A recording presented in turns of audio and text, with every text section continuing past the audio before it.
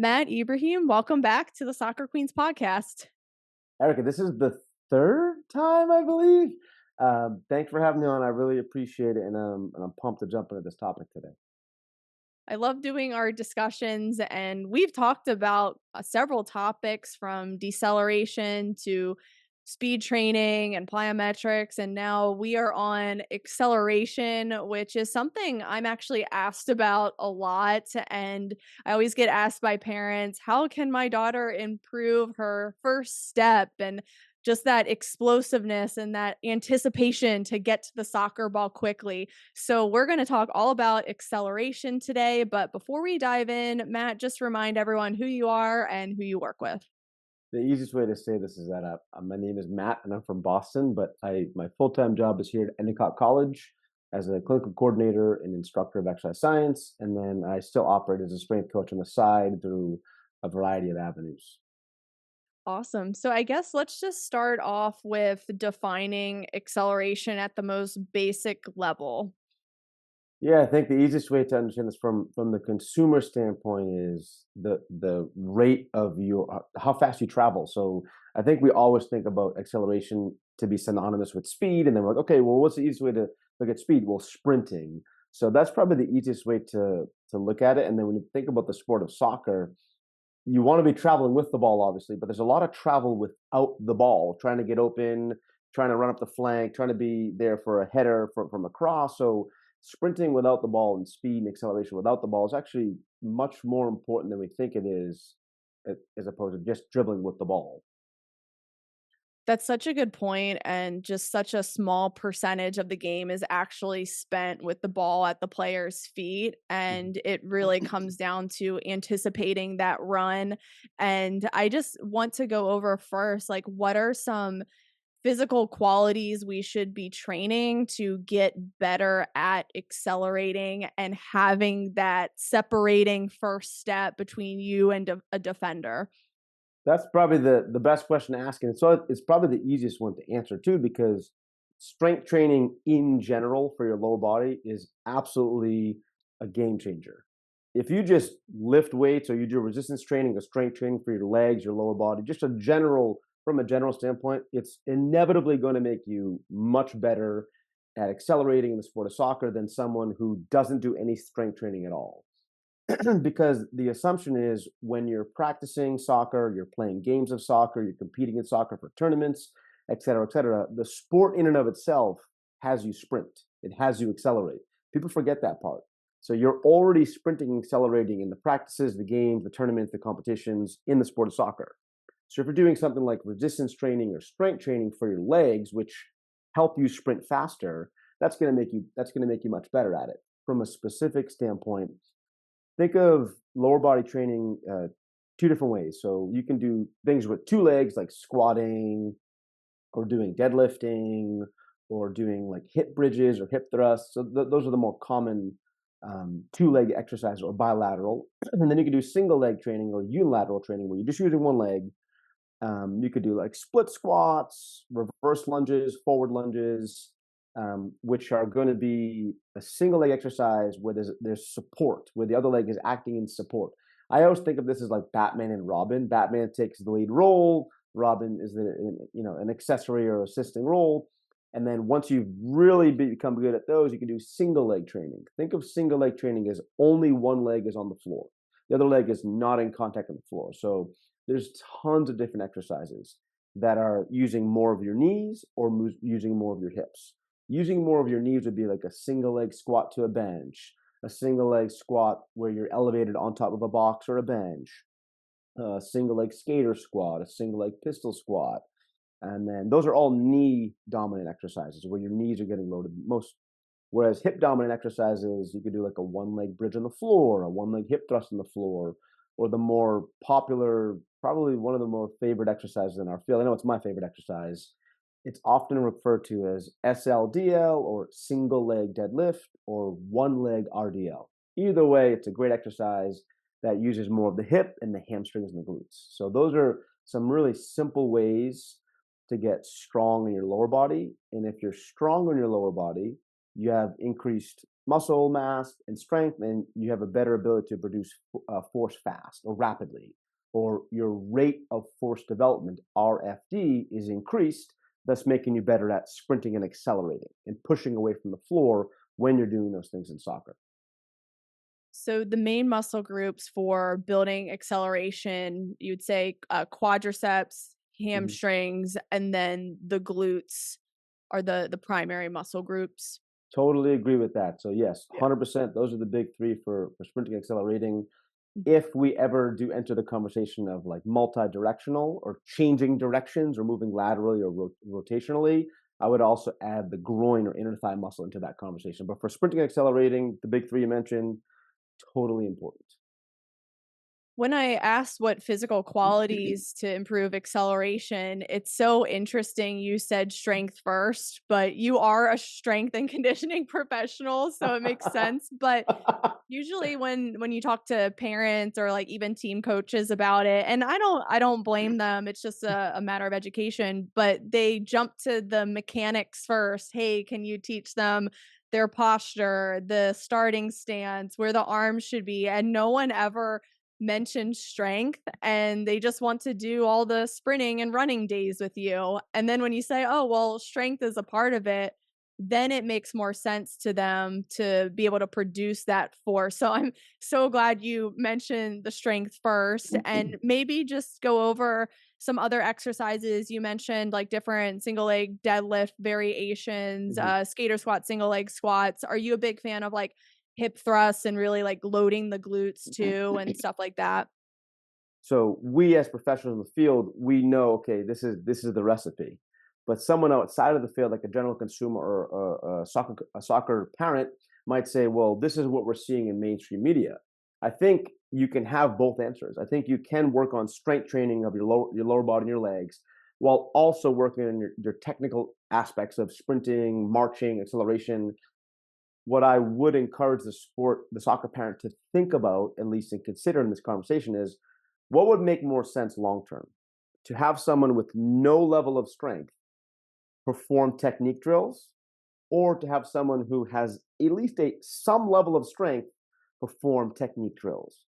Meaning, if they have some level of strength, the technique drills are going to be that much more effective and efficient. Think of like knee drive, moving forward, accelerating, pushing away from the floor, all the cues you want to use. So that's how I would look at that generally speaking. But different variations of exercises for strength training with the goal of increasing strength, increasing muscle mass, but most importantly, increasing rate of force development. I like to say that often, and I'll say it throughout this conversation because if you have a greater rate of force development, that means your leg can produce force at a faster pace, aka sprinting in a nutshell, accelerating in a nutshell. So, in terms of exercises and then ways to load them, like sets, reps, like what to focus on. If you're brand new to strength training and you've never done it before, focusing on moderate to higher rep ranges with lighter weights. This is a very simple way to approach it. So it's anywhere between, let's say, 8 to 12 reps for 3 to 4 sets at lower weights is a really simple way to start strength training. When you become better at it and you're stronger and lift heavier weights, maybe you advance up to 3 to 4 sets of maybe 4 to 6 reps per side. And those are the two opposite ends of the spectrum. If you're like, hey, that's way too confusing, give me one simple answer. I usually go for like the 3 to 4 sets of 8 reps. That's probably the very simple, like boring answer. In terms of exercises, I think if we start with hip dominance, so ways to challenge the glutes and the hamstrings predominantly, the hamstrings, in my opinion, I'm not saying that they're more important than the glutes or more important than the quads, but the hamstrings, I always view those as the conductor of the lower body. Because when you're sprinting, they're being taxed a ton. When you're accelerating. If you're slowing down, they're also taxed a ton as well. But we'll focus on sprinting. When you think of the action of sprinting, if you slow-mo someone from the side, let's say they're sprinting without the soccer ball. Because like you alluded to, there's 11 players in the pitch, there's one player in net, 10 players playing the field. They can't all have the ball at once. So everyone else is moving or sprinting or accelerating without the ball. So if someone's sprinting and you take a freeze frame snapshot of them from the side, they're having to reach that hamstring forward, that foot forward, and then pull into the ground to then propel them forward. That's a lot of hamstring utilization. You're using the hamstrings a ton. So for me, I like to definitely focus on hamstring and glute development. Both are hip extensors, meaning they extend your hip. If you stand tall and you don't bend forward with your trunk, you just bring your leg back behind you, you're extending the hip. So the hamstrings and glutes are involved in that action. So for me, anything that's going to be hip dominant, like a one leg bridge on the floor, or a one leg hip thrust on the floor, or elevated, you could elevate them, and then a standing. It's really standing one leg hip hinge, but it's a one leg RDL or single leg deadlift. Those are great ways to start and then progress someone. So one leg bridge on the floor is easy. One leg hip thrust, either on the floor elevated, it becomes kind of an intermediate exercise. And then standing, there's more balance, there's more stability challenge. That's probably the harder variation. Ways to load them, apologies. There are many ways to load them. For me, it's simple. Dumbbells and kettlebells, let's keep it simple, straightforward. You could use cable columns, a pulley system, bands, but the body doesn't care what the piece of equipment you use is. As long as there's resistance, it's going to adapt to it. And then knee dominant. So think of, let's start with so knee dominant stuff. So think of the assisted version of single leg exercises. So split squats. So one foot's in front, the other foot's behind you. You're on railroad tracks. So you're about hip width apart. The front foot is flat. It's taking about 75% of the load, roughly. The back foot's taking about 25% of the load, or just the toe is down, the heel is up, and you're trying to load that front leg or that front knee, that front quad a little bit more. You can hold on to something for support if you want to. Over time, you can hold weights, and then you turn that into something more dynamic, where you start standing hip width apart, leave the right foot where it is, you lunge that left foot back to where the split squat was, and you come back forward. That would make it more dynamic. You're technically on one leg for a moment, and then the true single leg version of that would be any of the following: a one leg squat to bench, a one leg squat off of a bench where you're standing on top of it. One leg, like a pistol squat, is technically a single leg exercise. Um, Nowhere in the sport of soccer would you need to bend your knee that much all the way down. So one could argue it's not necessarily specific to the sport. And then step ups, which I forgot to mention earlier, which are huge. So technically, they are more knee dominant, but it all depends on the height of the box. The higher the step or the box, the more hip extension is needed to get up onto the box. Meaning, you're going to have to bend your knees to step up. Like when you go upstairs, you have to step up, so you have to use your knees. Higher the box or the step, you have to use more of your hips. So I like to categorize it as technically knee dominant, but it can become hip dominant. So in terms of a happy medium, let's say you have a box or a step that's roughly between middle of your shin to your knee joint. So you're looking at like 12 to 18 inches for a box. You could go higher to like 24 inches. You can go lower to 12 inches, but somewhere around 18 inches is a pretty solid like happy medium that's going to involve your knees and your hips. So if I stand on the floor, Erica, right, and I have the 18-inch box right in front of me, like within an inch or two, I stand tall on the floor. I step up with the right foot. I step up with the left foot, stand tall, and I just reverse that motion down. So left foot down, right foot down. That could be a way to really focus on the whole cycle of the movement. I could also start with a planted foot that is on top of the box to start, with other foot on the floor. Use that planted foot to really drive down, then stand up tall, and then reverse the motion. So those are just some simple one leg knee dominant, one leg hip dominant, and then one leg kind of combined knee and hip dominant exercises. Most important thing is just train on one leg. The goal is to build up strength on one leg. You're not necessarily going to be as strong on one leg as you are on two legs for obvious reasons. It's easier to balance with two legs versus one. But the goal is to get to a point where you're strong enough to have those adaptations occur for the sport of soccer. People forget when you're running, you're on one leg 60% of the time. The last time I checked the evidence. So if we think about that, like that is a really nice umbrella term from the evidence to focus on. Okay, if I'm 60% of the time on one leg when I'm running, I know I'm running in the sport of soccer, maybe I should train one leg.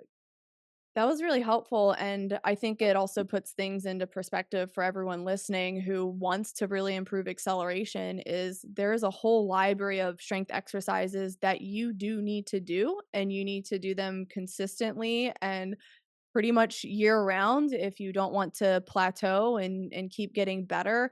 And the hamstring strengthening, we actually did a podcast on that a few months ago. So I'm going to link that in the description below so you can actually go back to that and watch some of the exercises.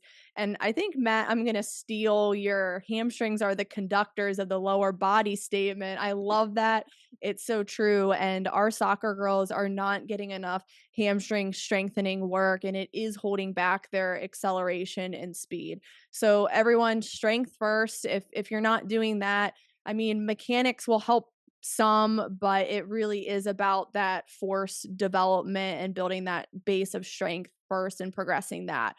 Let's move on to acceleration mechanics. This can be a little bit of a controversial topic in the strength and conditioning community. Some people say it doesn't really matter, but I think you can come to a happy medium and blend it all together. So, in terms of mechanics, what are some main cues we should be focusing on and just helping with that horizontal force production? A great question. It's such an open-ended topic, and so the simplest way that I like to approach acceleration drills is to break it down into their constituent parts. In other words, if acceleration is a puzzle, let's look at all the pieces that make up the puzzle. And like, let's simplify things, let's make them extremely digestible. So something as simple as if you're an athlete, you're a soccer player, you have a wall in front of you.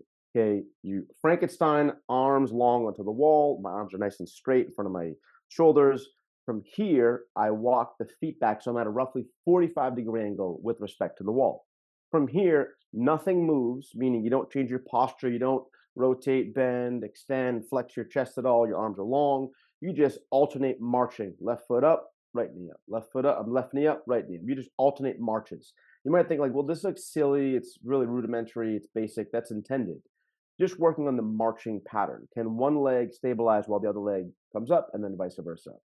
Long term, you could take that into so marching drills, skipping drills, um, where you're free, so you're not on the wall. Okay, so now you're performing like literally like a marching band, marching drill while you're traveling a distance of like 10, 20 yards.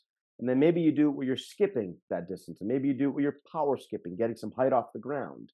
These are some very basic drills. Some will refer to these categories as A skips, B skips, skips, marches, anything where you're essentially having to travel a distance, you're going from one leg to the other leg, you're mimicking some of the things you would do while accelerating, but at slower speeds, at different amplitude, different frequencies, just to get comfortable with that pattern.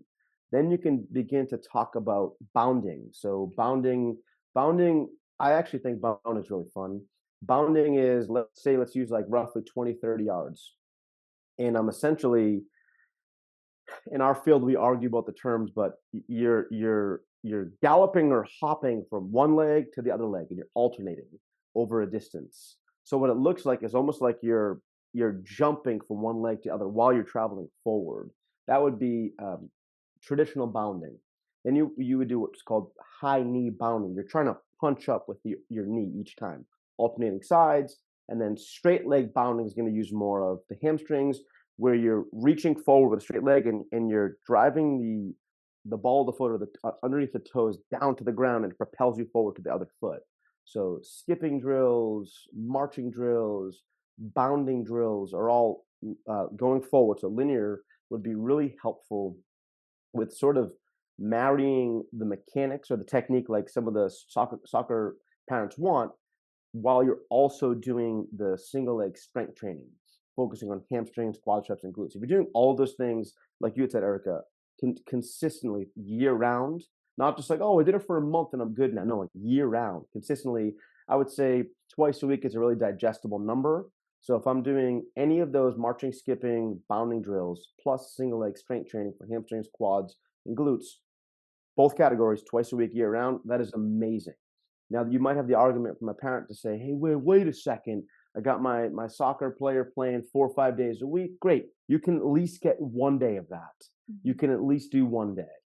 And then the category that I like to think about to really tie in both is sled drills. So using sleds. Some will call them prowler sleds, some will call them sleds, harness sled, whatever. So if I have a sled in front of me and I have handles roughly at like waist slash like mid abdomen height, I can create that same 45-degree angle or similar that you'd see in sprinting.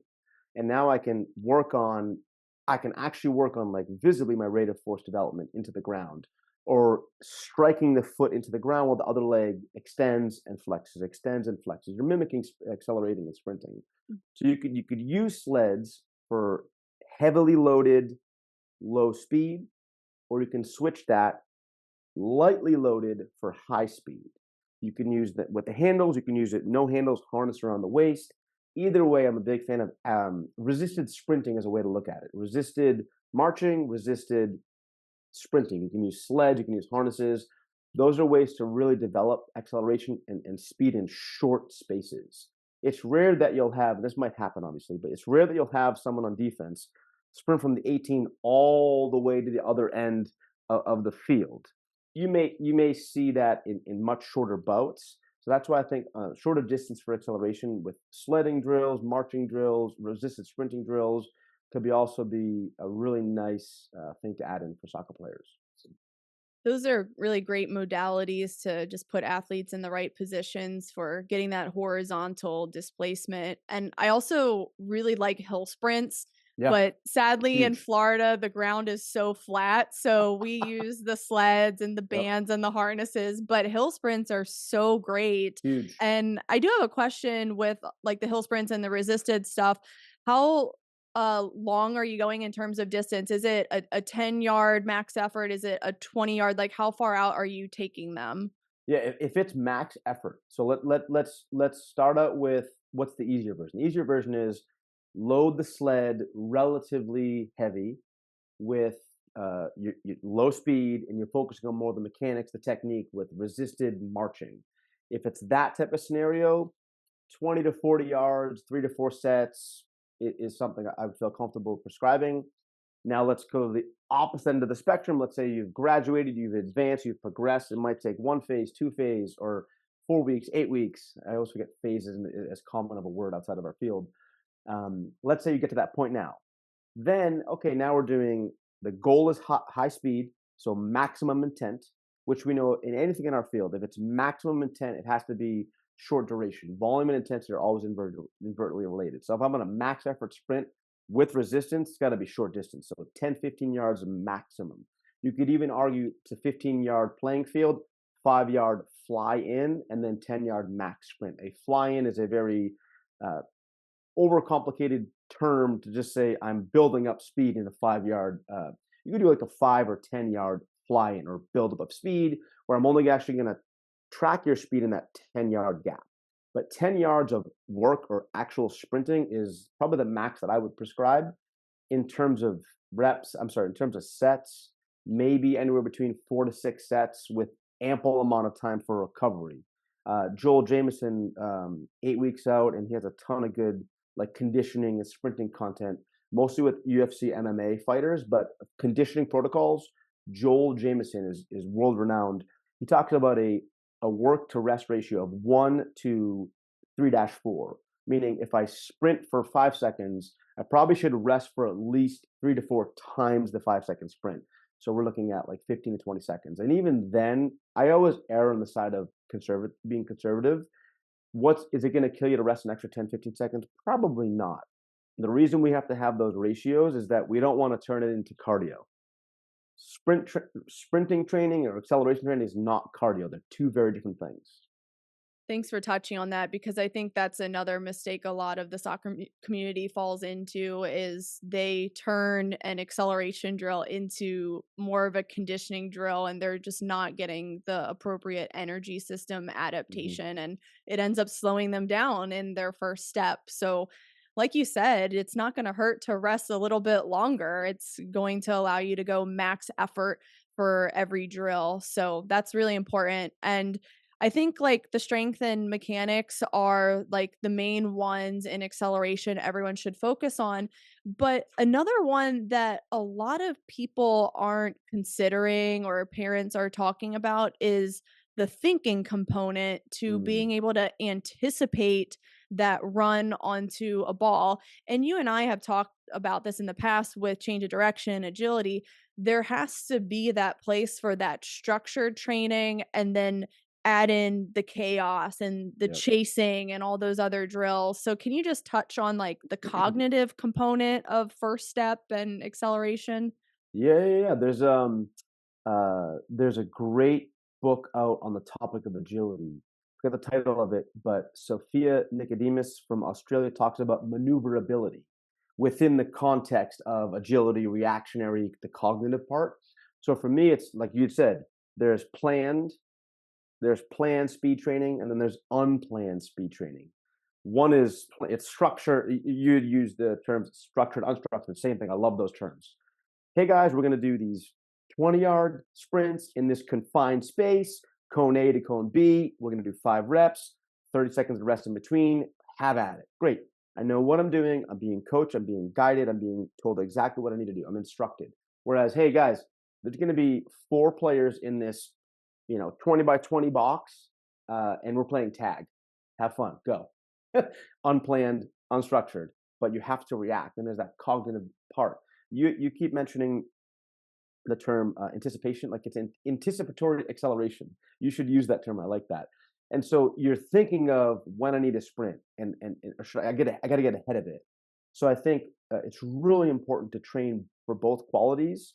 The first quality is just simple change of direction or sprinting with structure, and it's planned or pre-planned. Whereas the other one is you have to react using you have to use your thinking process, your cognitive part, to be able to react quicker as an athlete and then take off and sprint in the direction that you need to go left, right, forward, turn around, et cetera, et cetera. From a cognitive standpoint, over time, there's the motor learning theory. And this is where it gets all sciencey, but think of it like this. The skill or the task is sprinting. The more that you practice the skill or task of sprinting, the better you become at sprinting and you become quicker to react it. You're more athletic with it. So that's probably the simple way to kind of gloss over the sciencey, like motor learning theory stages.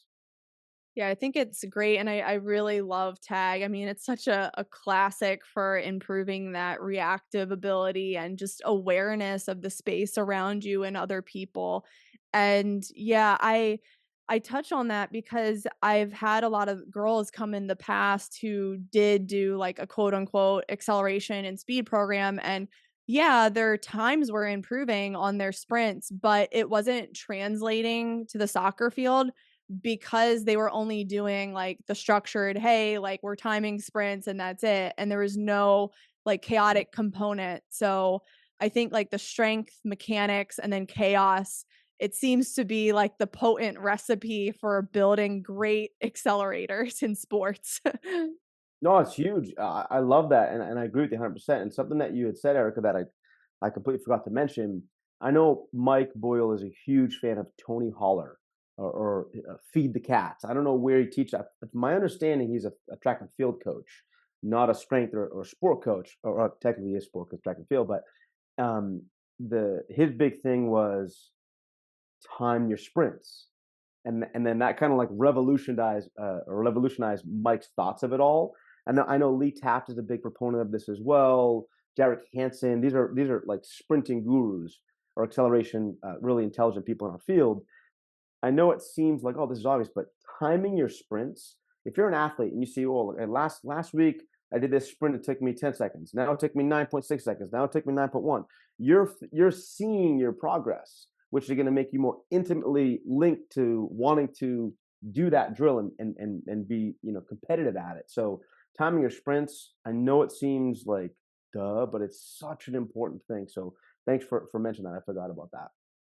Yeah, and it's also really motivating for athletes to see that improvement over time. And I think for someone with a really young training age who is new to sprinting as fast as possible and timing them, they're going to improve very quickly within just a few weeks. But then as they start to train more, those improvements are more like down to the millisecond. And those PRs happen every once in a while. And you just reminded me, I need to get Brendan Thompson. Do you know Brendan Yep. Thompson? Yep. Yeah, I Yep. need to get Brendan Thompson on the podcast. He's a strength coach and PT and speed guy. And he talks about this really cool concept of rolling averages when like looking at your PRs, because some athletes during speed sessions, they'll make an improvement one week and then the following week there's like a dip, or maybe they got a little bit worse, but then the next week they might go up again, and it's just like this roller coaster. And he uses this cool like average calculation where they're looking at I think it's like a 3-month period,